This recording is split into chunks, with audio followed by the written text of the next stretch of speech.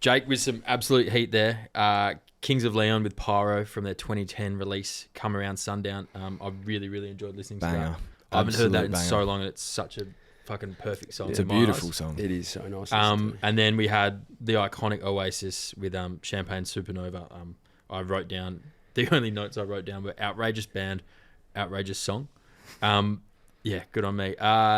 Track 1, Kings Leon Pyro. You saw them live recently? Yeah, it was a few years ago. I got the late call up from Scully, a friend of the pod. Shout out friend of the Backchat. show. Shout out Backchat. Backchat Studios. Thank you. And I was with Jacko, Shuey, and Kings of Leon's like one of those bands that you just know of, like from a young age. But I never really like listened to other songs other than just like your standard like Sex on Fire or whatever. And like going to this concert like in the mosh was like changed my life. They're my like favorite band. Like I'm obsessed with them. Like yeah, it was like a life changing night. And like Yeah, mate, it was. I was what like we need. opened my eyes to it because I'm not a concert guy. Like I'm not a rock. I'm not rocking on, but I was yeah. But I the was special going, ones yeah. are special when you go. And Mate, it was you like make the effort. Mate, it's they just stick with you. Eh? It was like blew my mind. But yeah, Pyro, fucking banger, and Champagne Supernova, both beautiful songs. Like real nice to listen to. When was the first time you heard that Oasis song? Like, where's that take you to? I don't know. You know the OC, the OC. Yep. I reckon it's from there. Yeah. I watched that. That's an old TV series. I reckon I smacked that out during COVID. So And- good as well. Oh man. And One Tree Hill. Did you ever watch that? No, I'm not. That's a tough one. But mate, It's a tough one. I like during COVID, the OC took me on like a. I'd like go to bed like flat or happy just based off where I was at. But nah, it's I think that song's in there. I think that's probably what it reminds me of. I think that the funnily enough. soundtracks from the OC, maybe Skins. I reckon you were a Skins man, Tom. Skins UK. Yeah, Skins UK, and then Yeah, Effie Cook. Rest in like a peace. bunch of them, man. Those soundtracks are kind of like what we grew up to. Yeah. Oh, 100%. Even California. NBA, 2K, Yeah. FIFA. Yeah. Me and Harry McCracken dragged some amazing songs off those Yeah. soundtracks. I remember discovering Kid Cardi, Yeah, Day and Night, sick, and Beggin' by Madcon. amazing. Do you know that song? That's the French group recently covered it and released it. Yeah, But the that's original right. Madcon is perfect. And it's a gateway to music and those video games. We did a practice app on here talking to Scully, and we found our way to Tony Hawk's Pro Skater 2. Yeah. Jeez, that was sick. Yeah, it was the best out the Nutrigrain box. Oh mate. That and Age of Empires. Age of Empires. Wow. Yeah. Mate, Who's to lock in, eh? how good was that? Fortress. I've written down. I wanted to touch on your season just gone because it like probably didn't come out of nowhere for you because you knew what work you were doing, but that's not the work that everyone else sees. So like, I guess what did you do differently coming in? I went through a bit on the back end of last year. I got pretty crook. Yeah. And then it was probably just a mindset shift from, I don't know, when you're down in the dumps and you're really crook and you lose a little bit of hope. You shift, and when you're in the midst of it, all you want to do is just like feel normal and be happy again. That's all you want. All Even you if you wanna have do. like a flu for 3 days, it's Yeah. just like all I want to do is feel better. Yeah, I want to So feel normal. I couldn't again. imagine being sick for a month or however long you were and however bad you were Yeah, down. how long was it? What was I it reckon go? I was cooked for a month, and then I reckon 2 months it was sort of just like outside of 2 months I was starting to feel good again. Yeah. But it was a long time, and it's plenty of thinking time, eh? Like I reckon like you make a promise to yourself. It's like when I come out of this, I'm going to be different. Eh? I need to stop because you know me pretty. Like I take things pretty seriously with my footy, and it's probably detrimental to my career for early stages, especially because you do get caught up in your own head. And I think off the back end of it, just like, it just flicked like a light bulb moment. It's funny how they come 8 years in after sort of a life-changing event like being sick. It's like, how did I not know this before? Like you need something to happen. It's sort of like a chain of events off that. Just fucking opened my eyes to, smell the roses a little bit and enjoy what you're doing. Yeah, exactly. And to be fair, I did a lot of work to get fit, to get myself physically ready. So the physical stuff was done. That was it's never really been an issue with me. Like I always rock up ready to go. But it was, yeah, like as you do. We're probably reversed, eh? Oh, I shouldn't have even opened that door. That's bad, rolls in bad chilling. branding. Sorry, Steph. Yeah, and then I don't know, it sort of just happened. I was just like, it was a purple patch. I was just going with the flow, having fun. Did you notice you were in the purple patch? No, I think that's It's the glory of a right? purple patch. Yeah. You don't know you're in it until you're not anymore. That's what that purple's about. Yeah, it's a purple drink. Yeah, and then looking back at it now, man, I don't even know if I've processed the year as a whole. I think it's going to be something that No, you got a jacket, bro. Yeah, I know, but that's This gangster. Congratulations. Yeah, you Thank got you. to get process up, man. yeah. Even like when I think about that, like when I was playing good footy during the year, and you know, Did People it ever come to mind? well, then people start talking about it. Like I remember Dad calling me once. He's like, "Mate, like you're in the All Australian team right now," and it was a fair way through the year. And I was like, "Do you reckon?" It's just something you just never even think about it.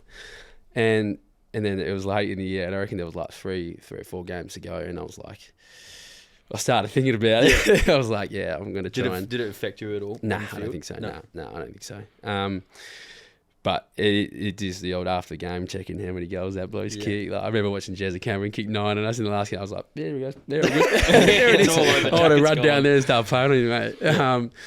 But then, yeah, as soon as it happens, like it just sort of becomes reality, and it'll be something I look back on one day. Like, yeah, pretty proud of. But yeah, as it happens right now, I'm just like, yeah, still just flowing. Did you find footy funner on the field, or like did you notice anything different on the field in terms of the way, you know, I don't know, maybe that's a silly question, but did time pass differently? Like was your temperament different? Yeah.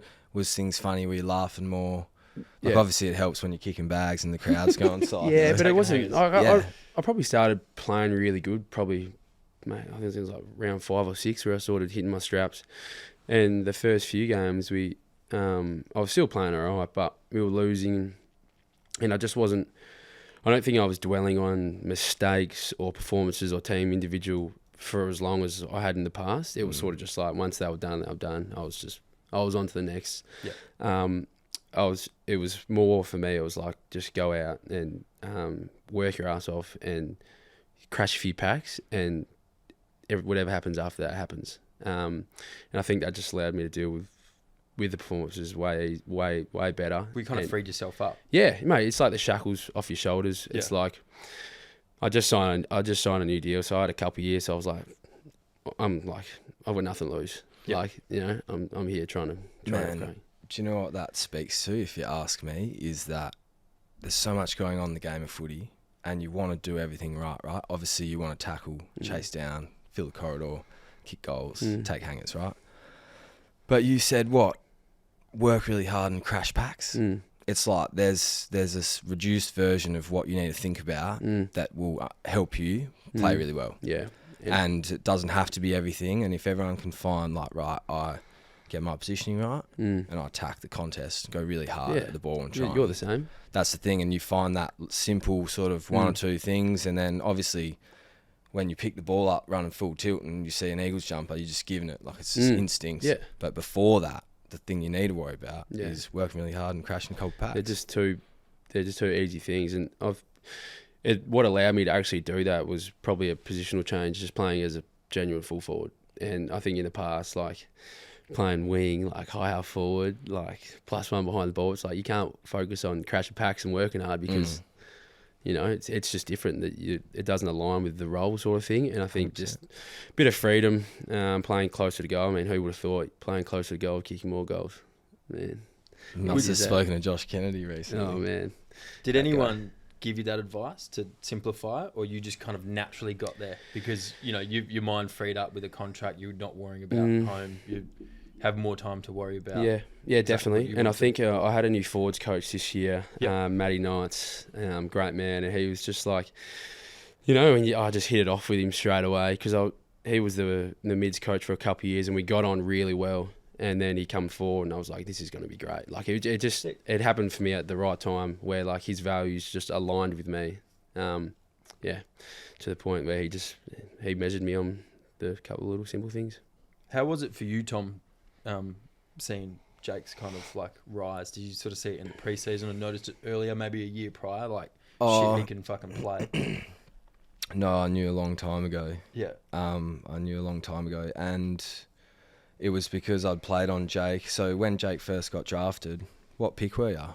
Last pick in the draft, 77. Oh, well, yeah. Oh, because of the strategic thing. But, you know, he was a good player. And I remember the first meeting, right? So when the draftees come in, you sit down, usually they'll get you up, nickname, then sort of highlights will start. Yeah. So you get a bit of a look, and Jake's highlights were from his first waffle game, which is senior footy. You're playing against 26-year-old men who work really hard and are physically strong. And Jake's just like had this 5-goal game. Yep. Dominating, not an easy 5 How too. early like, was that into your career, just quickly? No, hadn't been Before drafted. Claremont. So 17 or playing 17 hours. Yeah, Sorry, how early? How many waffle games was it? No, it was first. Yeah, first waffle game, and he's just like schooling these crew and kicking goals, and then we played on each other throughout the preseason, and I remember thinking one year like borderline tears, like I'm so shit, you know. Because in the preseason, often the ball moves really, really well. Yeah. And, man, Jake was just running me up and back and turning me inside out, and I was losing him. And then he'd get out the back and mark it, and it was just, like, frustrating because then it would take you to round 5 to feel like you're a good player again because the game was a bit more normal. Yeah. But, no, I knew a long time ago, and when you spoke before about finding a role in a position, I think that the way that the game unfolds as a team is so marginal. Yep. And if everyone can work together, the back end, you know, it's exponentially different. And so I knew that as soon as the midfield started moving the ball nicely towards Jake, he was going to kick goals. He was going to win contests. Yeah. And that's a very different look to when you're losing and defending and moving the ball out of your back half and kicking it long. That's not what typically forwards do really well at. They need space and time and speed. So I knew that once those things were starting to come, which they did at points of this year, Jake was going to win contests. And then I was surprised. Then it was like, whoa, like he wasn't losing them. And they were sticking the sticky dukes come out. You have the grip tech on? Yeah, grip tech. Yeah, it's too much grip tech. This guy. Mate, it's crazy. Yeah. You can't put too much on, otherwise you can't kick it. Yeah, well, I It's a might fine have to line. try. Do you want to explain quickly what grip tech is? Are we touching legalities and we might have to bleep this? No, I've got a story about the grip tech. So we went to the hub in Queensland. Oh, yeah, that's where you it probably come need it from, up eh? there, right? Yeah. And it was dewy, so dewy. Like, you wouldn't believe it. And it was fine until 6:30, and then bang, the whole stadium just went wet, and it stayed wet all night. And we were playing these teams, especially Richmond, and we'd had a previous experience with them where it went wet at the G. And, man, these guys have running full tilt in the wet, one hand pickup, silky as you've ever seen. And they had this white stuff on them, on their arms and on their jumper. And we'd never seen it. And anyway, Gov ended up sleuthing, shock, and found this like wholesale website that sold this special white grippy stuff. Yeah. And shipped it over, and we got it in the hub. And then we, for the next 4.5 years, everyone's been trying to figure out how much you need to put on your hands because it's that sticky that if you put too much on, it could, like, the ball might not leave your hand. Is that a fair statement? Mate. It's a fine art. I think I put a little bit here, so I'm always just tapping. You can't put too much on. This reminds me of shining up a ball in cricket. Yeah. This reminds me so much of ball tampering, and like it'll leave a mark. And we've won a final before, and there's like red marks if you ball tampered too much. And it's just like, right, you got to change your fucking shirt in presentations because it looks so bad. Yeah, similar. No, well, these guys are covered top to toe, and now lots of crew wear it. Yeah. But I've renounced it. I've gone the other way. No grip tape. Well, Just you natty. don't really need Natty, full natty. Natty mitts. Yeah, Natty mitts, Hey, yeah. on the topic of natty mitts, we're going to find a couple of tracks. Well, you're going to select a couple of tracks out of your playlist. We're going to pass you the Orcs. We're going to Jake. pass you the Orcs. Take us anywhere you like, bro. We're really looking forward to it.